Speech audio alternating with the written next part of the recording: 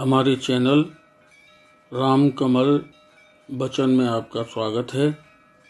आज मैं श्री सत्यनारायण व्रत कथा का वाचन करूंगा। एक समय नेमसारण तीर्थ में सौनक आदि 88,000 ऋषियों ने ऋषि रोमहर्षण जी, जिन्हें प्राय श्री सूत जी के नाम से भी जाना जाता है, से पूछा, हे प्रभु, इस कलयुग में वेद विद्या रहित मनुष्यों को प्रभु भक्ति किस प्रकार मिलेगी तथा उनका उद्धार कैसे होगा। इसलिए हे मुनिश्रेष्ठ, कोई ऐसा तप कहिए जिससे थोड़े समय में पुण्य प्राप्त हो जावे तथा मन वांछित फल मिल जावे। वह कथा सुनने की हमारी इच्छा है। सर्व शास्त्रों के ज्ञाता श्री सूत जी बोले, हे वैष्णवों में पूज्य, आप सबने सर्व प्राणियों के हित की बात पूछी है, अतः मैं उस श्रेष्ठ व्रत को आप लोगों से कहूँगा जिस व्रत को नारद जी ने लक्ष्मी नारायण से पूछा था और श्री लक्ष्मीपति ने मुनि श्रेष्ठ नारद से कहा था, सो ध्यान से सुनो। एक समय योगी राज नारद जी दूसरों के हित की इच्छा से अनेक लोकों में घूमते हुए मृत्यु लोक में आ पहुँचे। वहाँ बहुत योनियों में जन्मे हुए प्राय सभी मनुष्यों को अपने कर्मों द्वारा अनेकों दुखों से पीड़ित देखकर किस यत्न के करने से निश्चय ही इनके दुखों का नाश हो सकेगा, ऐसा मन में सोचकर विष्णु लोक को चले गए। वहाँ श्वेत वर्ण और 4 भुजाओं वाले देवों के ईश नारायण को, जिनके हाथों में शंख, चक्र, गदा और पद्म थे तथा बनमाला पहने हुए थे, देखकर स्तुति करने लगे।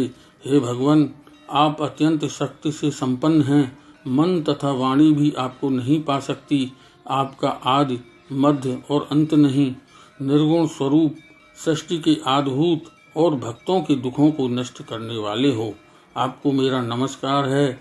नारद जी ने इस प्रकार की स्तुति की और इस स्तुति को सुनकर विष्णु भगवान बोले कि हे मुनि श्रेष्ठ, आपके मन में क्या है? आपका यहाँ किस काम के लिए आगमन हुआ है? निसंकोच कहो। तब नारद मुनि बोले, मृत्युलोक में सब मनुष्य जो अनेक योनियों में पैदा हुए हैं, अपने अपने कर्मों के द्वारा अनेक प्रकार के दुखों से दुखी हो रहे हैं। हे नाथ, मुझ पर दया रखते हो तो बतलाइए कि उन मनुष्यों के सब दुख थोड़े से ही प्रयत्न से कैसे दूर हो सकते हैं। श्री भगवान बोले, हे नारद, मनुष्यों की भलाई के लिए तूने यह बहुत अच्छी बात पूछी। जिस काम के करने से मनुष्य मोह से छूट जाता है, वह मैं कहता हूँ, सुनो। बहुत पुण्य का देने वाला स्वर्ग तथा मनुष्य लोक दोनों में दुर्लभ एक व्रत है। आज मैं प्रेमवश होकर तेरे से कहता हूँ, सत्यनारायण जी का व्रत अच्छी तरह विधान पूर्वक करके मनुष्य तुरंत ही वहाँ सुख भोग कर मरने पर मोक्ष को प्राप्त होता है। श्री भगवान के वचन सुनकर नारद मुनि बोले कि उस व्रत का क्या फल है, क्या विधान है और किसने यह व्रत किया है और किस दिन यह व्रत करना चाहिए, विस्तार से कहिए। भगवान बोले, दुख शोक आदि को दूर करने वाला, धन धान्य को बढ़ाने वाला, सौभाग्य तथा संतान को देने वाला, सब स्थानों पर विजयी करने वाला, भक्ति और श्रद्धा के साथ किसी भी दिन मनुष्य श्री सत्यनारायण की शाम के समय ब्राह्मणों और बंधुओं के साथ धर्मपरायण होकर पूजा करे।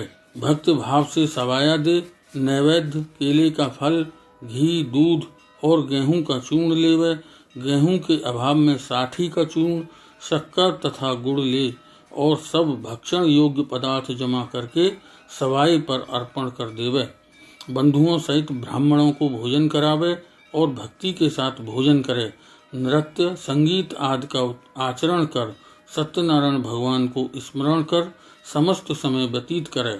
इस तरह का व्रत करने पर मनुष्यों की इच्छा निश्चय ही पूरी होती है। विशेषकर कलि काल में भूमि पर यही मोक्ष का सरल उपाय है। इत श्री स्कंद पुराणे रेवा खंडे सत्यनारायण व्रत कथायां प्रथम अध्याय।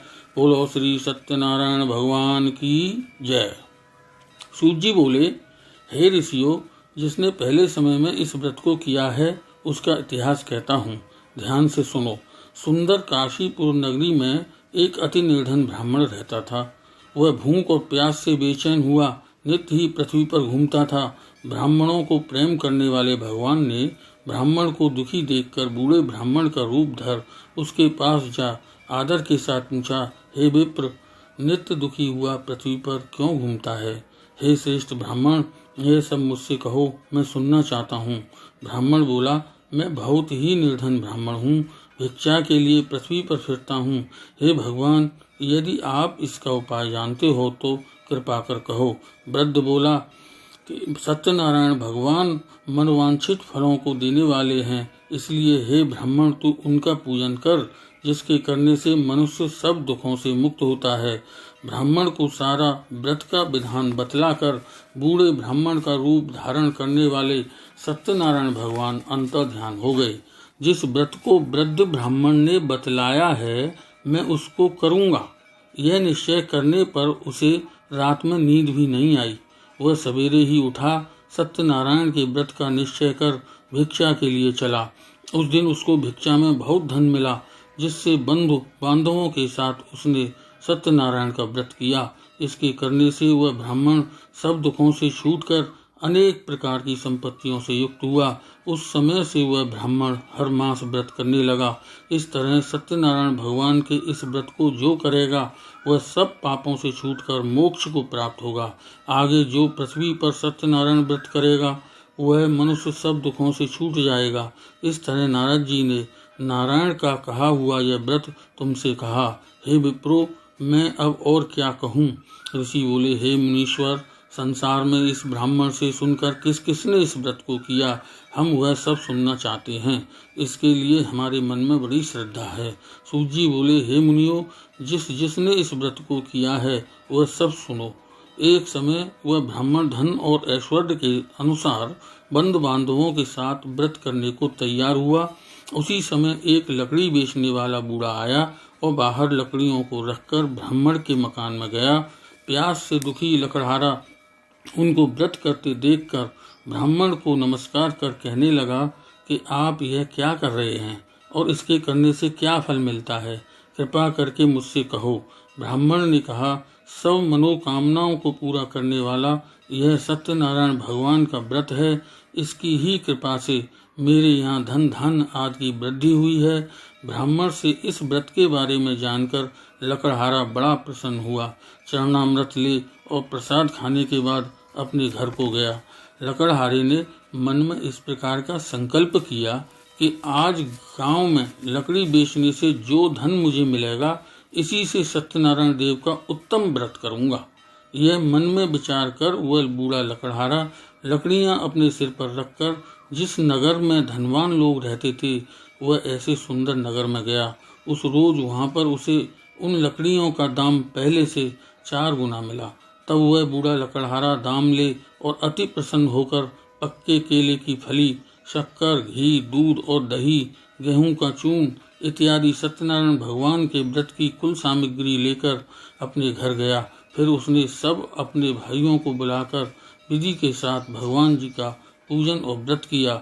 उस व्रत के प्रभाव से बूढ़ा लकड़हारा धन, पुत्र आदि से युक्त हुआ और संसार के समस्त सुख भोग कर वैकुंठ को चला गया। इत श्री स्कंद पुराणे रेवाखंडे सत्यनारायण व्रत कथायाम 2य अध्याय समाप्त। बोलो श्री सत्यनारायण भगवान की जय। सूत जी बोले, हे श्रेष्ठ मुनियो, अब आगे की कथा कहता हूँ, सुनो। पहले समय में उल्कामुख नाम का एक बुद्धिमान राजा था। वह सत्य वक्ता और जितेंद्रिय था। प्रतिदिन देव स्थानों में जाता तथा गरीबों को धन देकर उनके कष्ट दूर करता था।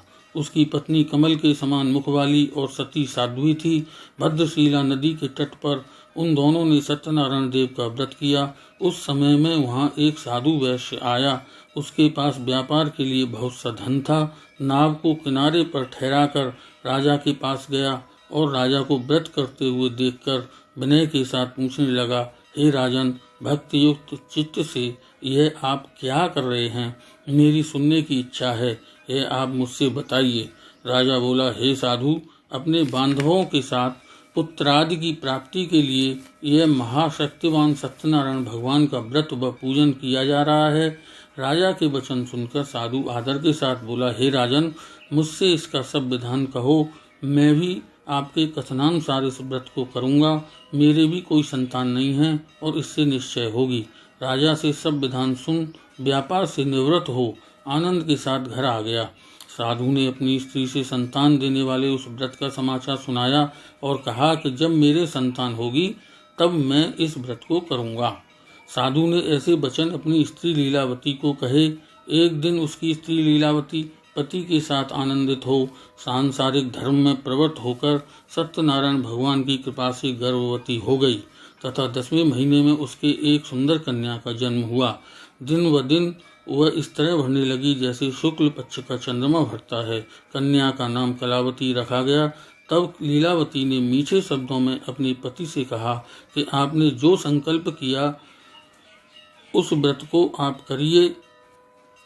साधु बोला, हे प्रिय, इसके विवाह पर करूंगा। अपनी पत्नी को आश्वासन दे वह नगर को गया।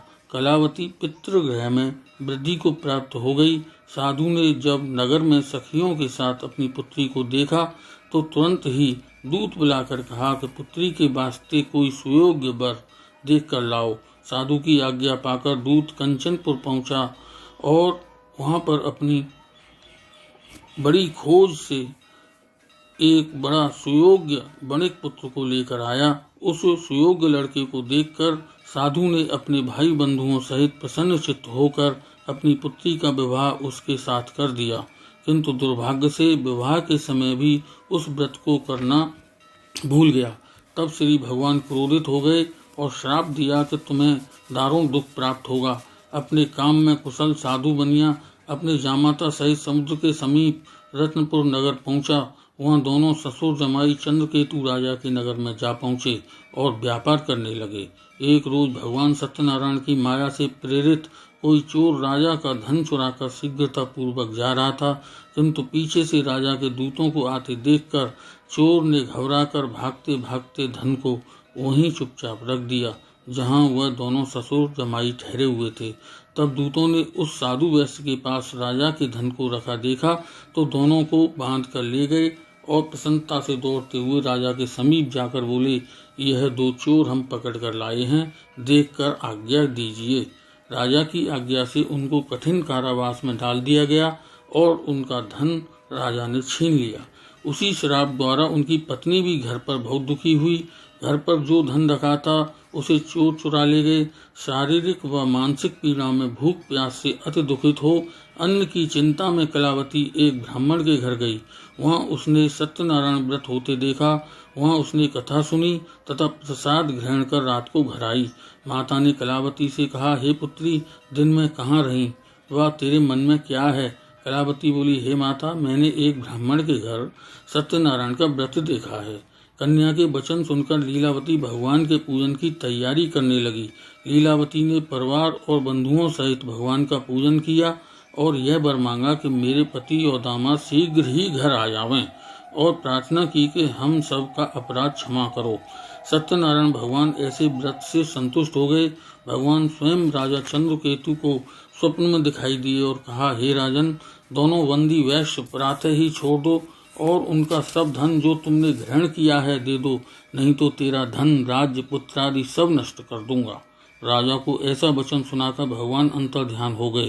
प्रातःकाल राजा चंद्रकेतु ने सभा में अपना स्वप्न सुनाया और दोनों वणिक पुत्रों को कैद से मुक्त कर सभा में बुलाया। दोनों ने आते ही राजा को नमस्कार किया। राजा मीठे वचनों से बोला, हे महानुभावों, भावविवश ऐसा कठिन दुख प्राप्त हुआ है, अब कोई भय नहीं है। ऐसा कहकर राजा ने उनको नए नए वस्त्राभूषण पहनाए तथा उनका जितना धन लिया था उससे दूना धन दिलवाकर विदा किया। दोनों वैश्य अपने घर को चल दिए। इति श्री स्कंद पुराणे रेवा खंडे सत्यनारायण व्रत कथायाम 3 अध्याय समाप्त। बोलो श्री सत्यनारायण भगवान की जय। सूत जी बोले, वैश्य ने मंगलाचरण करके यात्रा आरंभ की और अपने नगर को चला। उनके थोड़ी दूर पहुंचने पर दंडी वेशधारी सत्यनारायण ने उनसे पूछा, हे साधु, तेरी नाम में क्या है? अभिमानी वणिक हंसता हुआ बोला, हे दंडी, आप क्यों पूछते हो? क्या धन लेने की इच्छा है? मेरी नाव में तो बेल तथा पत्ते आदि भरे हैं। वैश्य का कठोर वचन सुनकर भगवान ने कहा, तुम्हारा वचन सत्य हो। ऐसा कहकर दंडी वहां से चले गए और कुछ दूर जाकर समुद्र के किनारे बैठ गए। दंडी के जाने पर वैश्य ने नित्य क्रिया के पश्चात नाव को ऊंची उठी देखकर अचंबा किया तथा नाव में बेल आदि देखकर मूर्छित हो जमीन पर गिर पड़ा। जब मूर्छा खुली तो उस बहुत शोक करने लगा। तब उसका दामाद बोला, आप शोक ना करें, यह दंडी का श्राप है, अतः दंडी की शरण में चलना चाहिए, तभी हमारी मनोकामना पूरी होगी। दामाद के वचन सुन वह दंडी के पास पहुंचा, अत्यंत भक्ति भाव से नमस्कार करके बोला, मैंने जो आपसे असत्य वचन कहे थे उसको क्षमा करिए।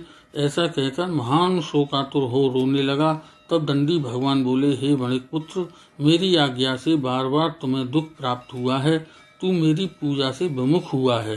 साधु बोला, हे भगवान, आपकी माया से मोहित ब्रह्मा आदि भी आपके रूप को नहीं जानते, तब मैं अज्ञानी कैसे जान सकता हूँ? आप प्रसन्न होइए, मैं सामर्थ्य के अनुसार आपकी पूजा करूँगा, मेरी रक्षा करो और पहले के समान नौका में धन भर दो।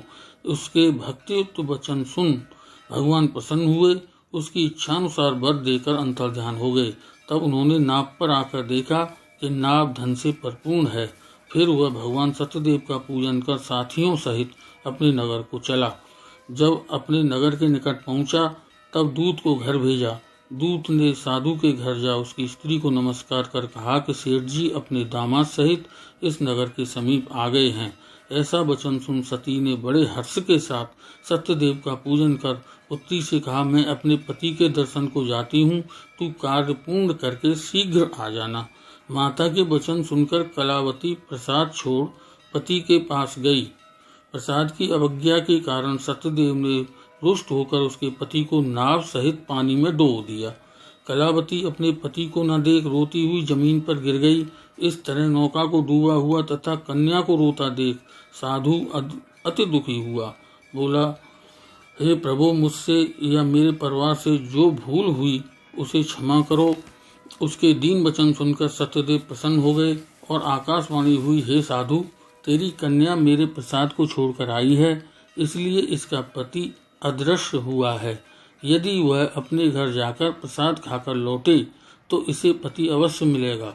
आकाशवाणी से ऐसा सुनकर कलावती ने घर पहुंचकर प्रसाद खाया। फिर उसने आकर अपने पति के दर्शन किए। तब वैश्य परिवार के सब लोग प्रसन्न हुए और फिर साधु ने बांधवों सहित सत्यदेव का विधि पूर्वक पूजन किया। उस दिन से हर पूर्णिमा व संक्रांति को सत्यनारायण का पूजन करने लगा। व्रत के प्रभाव से आयु पर्यंत इस लोक का सुख भोग कर अंत में वह स्वर्ग को चला गया। इति श्री स्कंद पुराणे रेवा खंडे सत्यनारायण व्रत कथायाम चतुर्थोध्याय समाप्त। बोलो श्री सत्यनारायण भगवान की जय। सूत जी बोले, हे ऋषियों, मैं और भी कथा कहता हूँ, सुनो। प्रजा पालन में लीन तुंगध्वज नाम का राजा था। उसने भी भगवान का प्रसाद त्याग कर बहुत दुख पाया। एक समय वन में जाकर पशुओं को मारकर बड़ के पेड़ के नीचे आया। उसने भक्ति भाव से ग्वाल वालों को बांधवों सहित सत्यनारायण का पूजन करते देखा। राजा देखकर भी अभिमानवश न वहाँ गया और न ही नमस्कार किया। जब ग्वालों ने भगवान का प्रसाद उसके सामने रखा तो वह प्रसाद को त्याग कर अपनी सुंदर नगरी को चला गया। वहाँ उसने अपना सब कुछ नष्ट पाया तो वह जान गया कि यह सब कुछ भगवान ने किया है। तब वह विश्वास कर ग्वालों के समीप गया और विधि पूर्वक पूजन कर प्रसाद खाया तो सत्यदेव की कृपा से सब जैसा था वैसा हो गया तथा सुख भोग कर मरने पर स्वर्गलोक को गया। जो मनुष्य इस परम दुर्लभ व्रत को करेगा, भगवान की कृपा से उसे धन धान्य की प्राप्ति होगी। निर्धन धनी होता है, बंदी बंधन से मुक्त होकर निर्भय हो जाता है, संतानहीनों को संतान प्राप्त होती है, सब मनोरथ पूर्ण होकर अंत में वैकुंठ धाम को जाता है। जिन्होंने पहले इस व्रत को किया है उनके दूसरे जन्म की कथा कहता हूँ। वृद्ध शतानंद ब्राह्मण सुदामा का जन्म लेकर मोक्ष को पाया। उल्कामुख नाम का राजा दशरथ होकर वैकुंठ को प्राप्त हुआ। साधु नाम के वैश्य ने मोरध्वज बनकर अपने पुत्र को आरे से चीरकर मोक्ष प्राप्त किया। महाराज तुंगध्वज ने स्वयंभू होकर भगवान के भक्तियुक्त कर्म कर मोक्ष को प्राप्त किया। इति श्री स्कंद पुराणे रेवा।